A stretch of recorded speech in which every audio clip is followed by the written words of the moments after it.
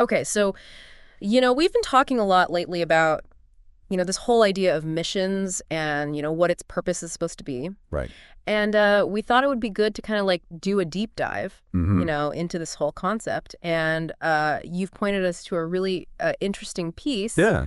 by David Mathis called Remember, Jesus Never Lies. Yeah. And, I think our goal here is to try to really unpack like what he's really getting at when he talks about this, Mm. why it matters so deeply, and what it actually means for, those who follow Jesus. Right. Yeah. We're not just looking for like a surface level overview. Right. We want to get to the core of like what Mathis is arguing here and really explore the significance he places on this idea of missions and what the real world implications are for us as believers. Okay, so let's jump in. Yeah. So Mathis starts out with this, statement that's Mhm. both incredibly simple and incredibly powerful at the same time. Right. And that is that Jesus never lies. Yes.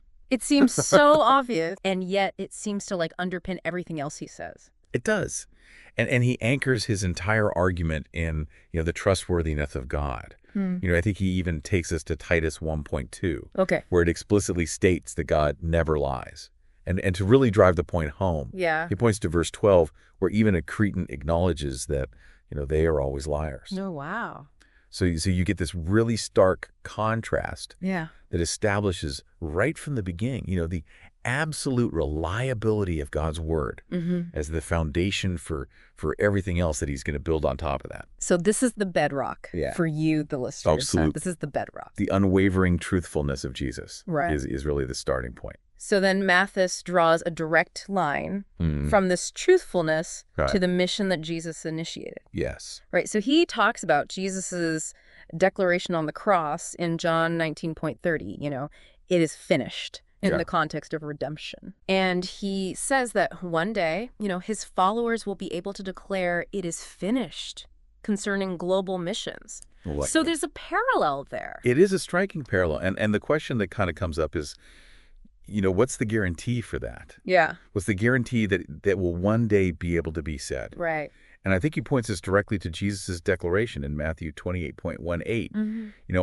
All authority in heaven and on earth has been given to me.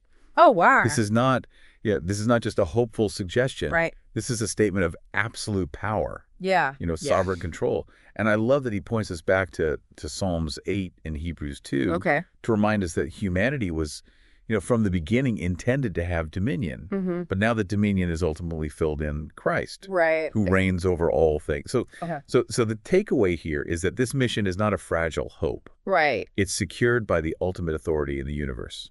So because Jesus has all authority, this mission Yes. is not something that might, fizzle out or fail. That's exactly right. And he reinforces that by going back to Matthew 16.18. Mm.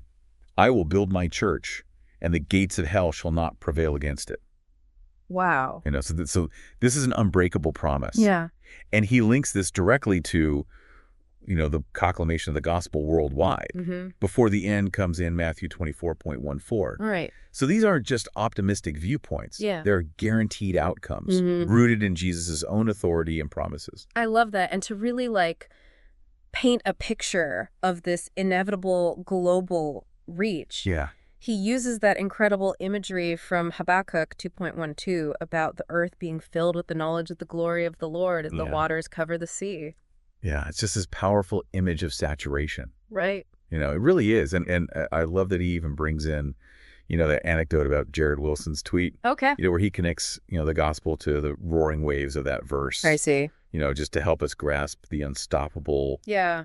pervasive nature of this mission. It's like a tide. It's going to come in. That will eventually cover everything. That's right. Okay, so far we have this really solid, reassuring foundation. Yeah. Jesus's complete truthfulness and his absolute authority Mm-hmm. guarantee the mission's ultimate success. Right. But when Mathis talks about missions, what exactly does he mean by that term?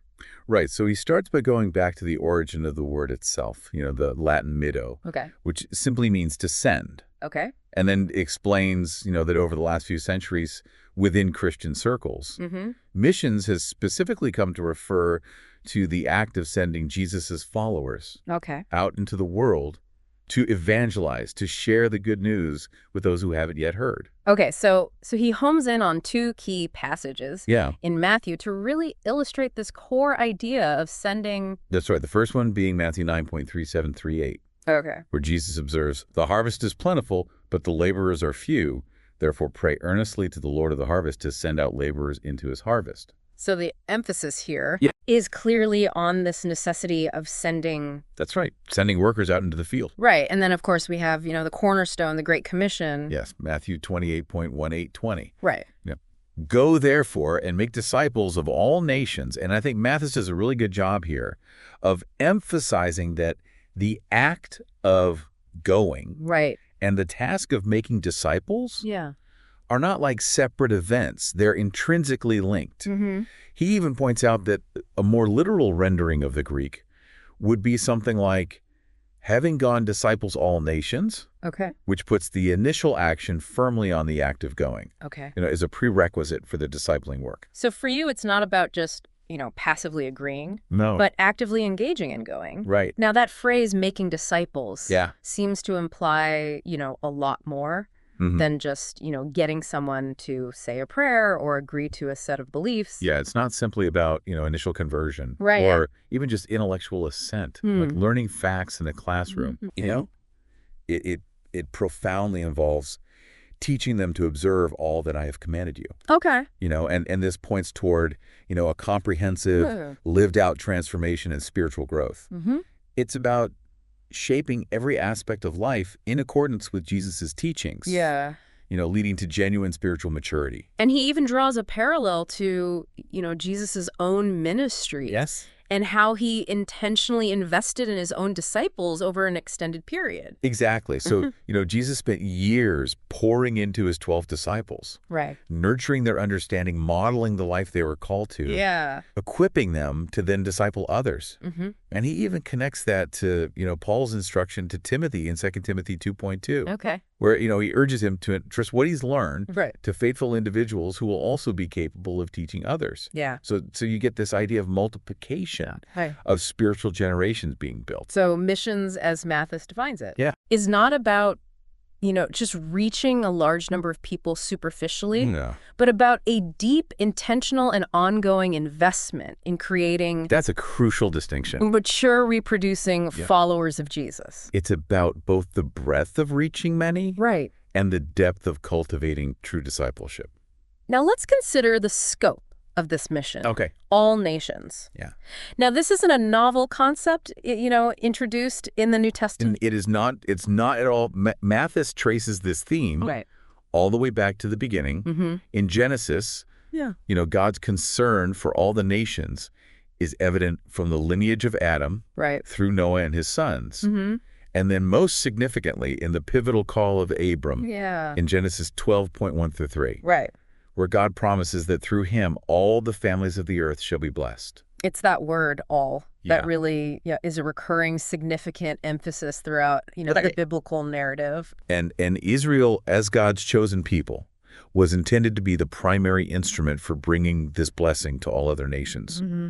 So for 2 millennia, God specifically worked through Israel with this ultimate purpose in mind. We see, a glimpse of this promise seemingly coming to fruition during Solomon's reign, as described in 1 Kings 4. Yeah. Where Israel experiences this period of unprecedented peace and prosperity, Right. and its influence extends to surrounding nations. Mm. It almost feels like, the promise is fully realized. Almost, but not quite. Right. As Mathis astutely points out, the fundamental problem of sin persisted within Israel just as much as among the other nations. Mm-hmm. They too, remained in need of forgiveness and reconciliation. Right. And then, of course, we witnessed the tragic decline and eventual downfall of Israel, chronicled from 1 Kings 11 through 2 Kings 25, Right. culminating in destruction and exile. So it shows us that God's plan was always larger than just the temporal success of one nation. But that wasn't the end. No. Right? The prophets consistently held on to a future hope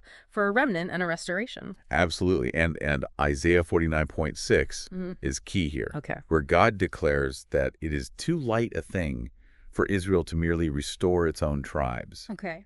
they're also appointed to be a light for the nations that my salvation may reach to the end of the earth. Wow. And so this powerfully emphasizes that Israel's role was never intended to be solely inward focused, but to be a beacon of hope for all peoples. So for you, the listener, Yeah. understand that God's concern has always been globally inclusive.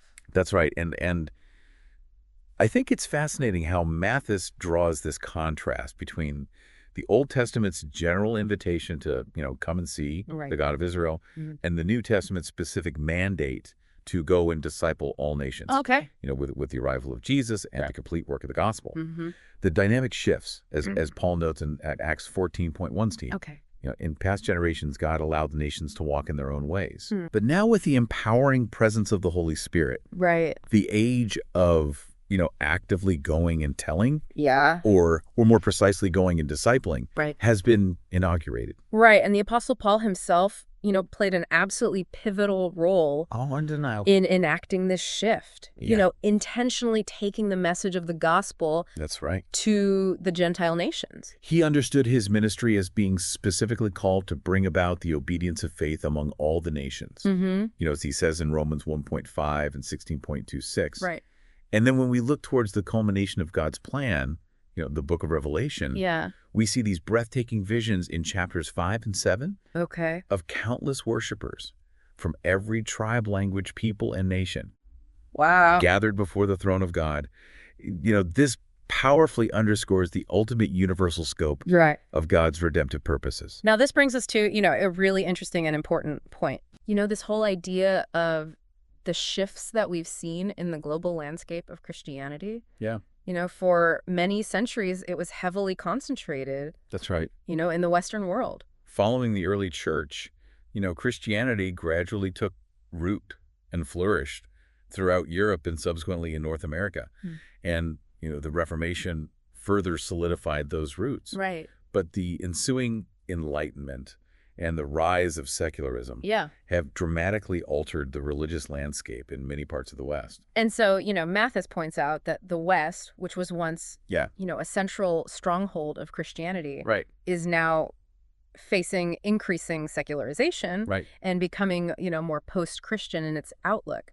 But he's also careful to emphasize that, this doesn't signify a global decline in the influence of the gospel. He highlights a really remarkable and relatively recent phenomenon, which is the explosive growth of Christianity in what's often termed the global South, encompassing, Africa, Latin America, and Asia, particularly over the last 50 years. Wow. And he shares some really astounding statistics that illustrate this dramatic shift. Right. Like, for example, the statistic that in 1900, over 70% of the world's professing Christians resided in Europe. Whereas by the year 2000, that figure had plummeted to less than 30%. Wow. And simultaneously, Latin America and Africa now account for over 40%. Of the global Christian population. That's right. And the sheer numerical growth in Africa is staggering, from roughly 10 million in 1900 to around 360 million by 2000. And the fact that current estimates suggest there are more Christians actively attending church in China each week than in the entirety of what we consider Christian Europe. Wow. I love Mark Knoll's statement here. He notes that the Christian church has undergone a more significant geographical redistribution in the last half century than in almost any other comparable period in its entire history. Right. So for you, the listener, the picture of global Christianity is far more diverse and dynamic than it might have been even a few generations ago. So this naturally raises the question, what then is the role of the West? In this evolving global picture. Is it time for the West to simply step back and pass the baton entirely to the rapidly growing churches in the global South? Mathis offers a clear answer: no. Okay. He strongly emphasizes the ongoing and vital need for gospel-advancing partnerships between Christians in the West and those in the global South. Okay. However, he stresses that, these partnerships need to evolve beyond mere financial support. Okay. They necessitate Western Christians still actively going, engaging and participating in the work of making disciples around the world, working alongside their brothers and sisters in other regions. He brings in, those sobering statistics from the Joshua Project. highlighting, the immense remaining task. Yeah. Approximately 7,000 distinct unreached people groups around the world, with over 1,500 of those being categorized as unengaged. Right, meaning there is currently no known missionary work taking place among them. Wow. So, this immense unfinished task really requires the collective effort of the entire global church working in unity. Mm-hmm. And I love Michael O's concept here of missions from every land to every land. I see. It truly encapsulates this new reality.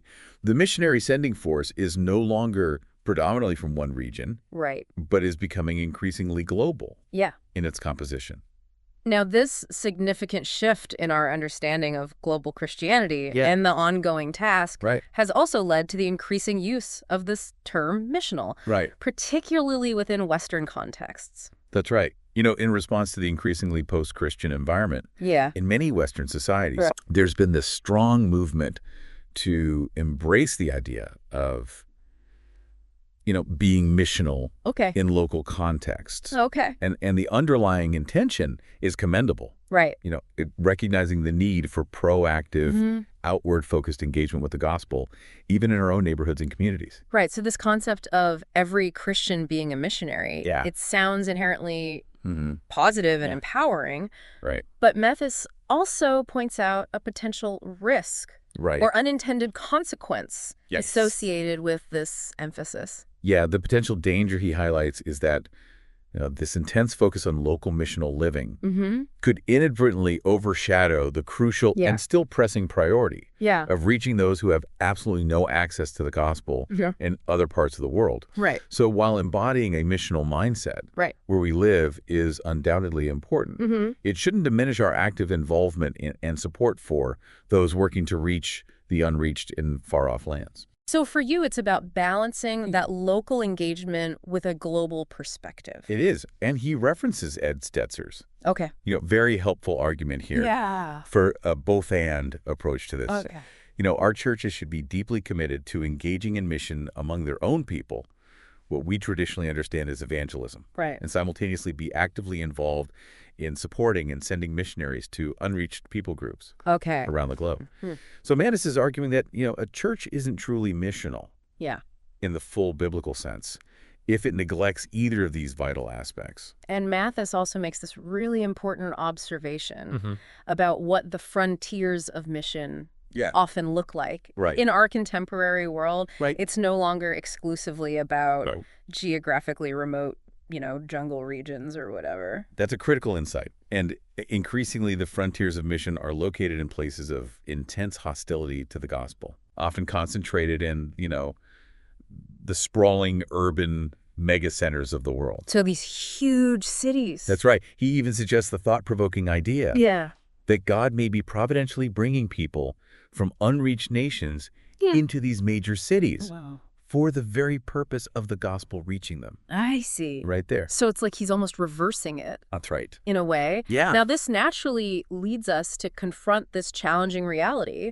that actively seeking to reach these unreached and often resistant populations will inevitably involve, some level of hardship and suffering for those who go. Mathis doesn't shy away from this often difficult aspect of missions.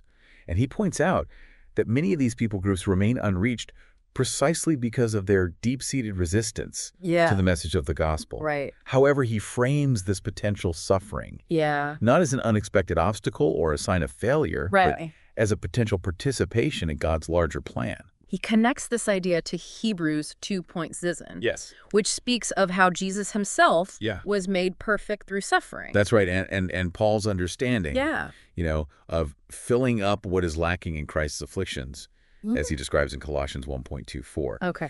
Now it's crucial to understand that this doesn't mean that Christ's redemptive suffering was incomplete in any way, but rather it speaks to the personal presentation of Jesus to those he died to save. I see. Through the very real sufferings endured by his messengers as they carry the gospel. So the call to actively participate in finishing the mission is not just, a call to action, but potentially a call that might even involve martyrdom. It is. That's a sobering and significant reality to consider. It is. And Mathis emphasizes that this isn't a reckless or glory-seeking call, Right. but a call for missionaries who are so deeply committed to the fame and glory of Jesus Christ and so utterly satisfied in him that they can echo, the unwavering faith of Esther when she said, "If I perish, I perish." Wow.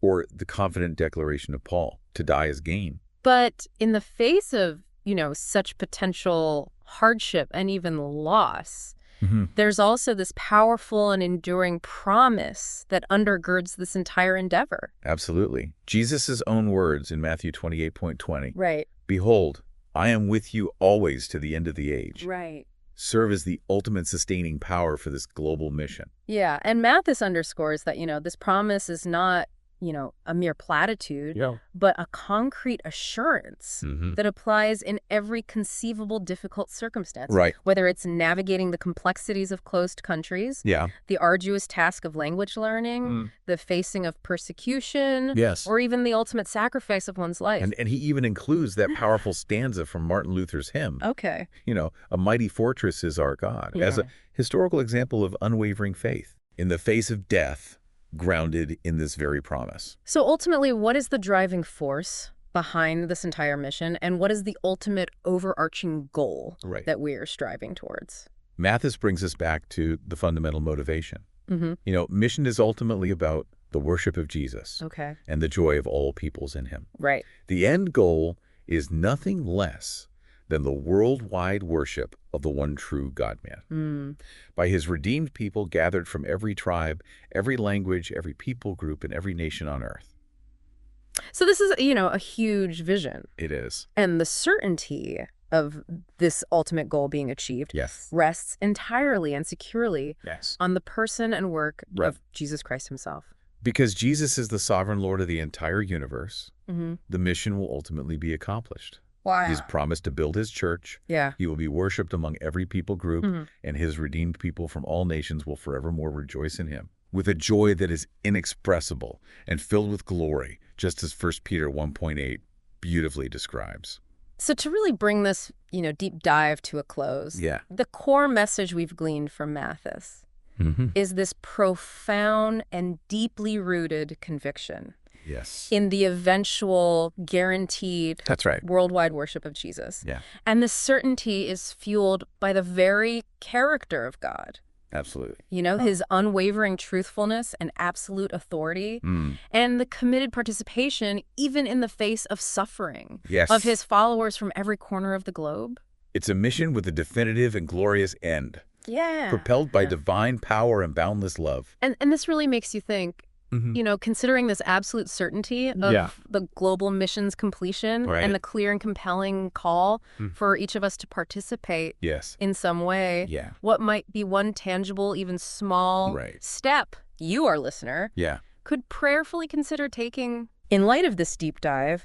It could be something within your local community, something that reaches across the globe. Something that feels seemingly insignificant, but that ultimately connects you to this grand, unstoppable, and divinely orchestrated purpose. That's a powerful and important question for each of us to wrestle with. And we sincerely hope that this deep dive into David Mathis's perspective has provided you with valuable insight and perhaps sparked a deeper curiosity and a renewed sense of purpose. Regarding your own role in this incredible global mission. Absolutely.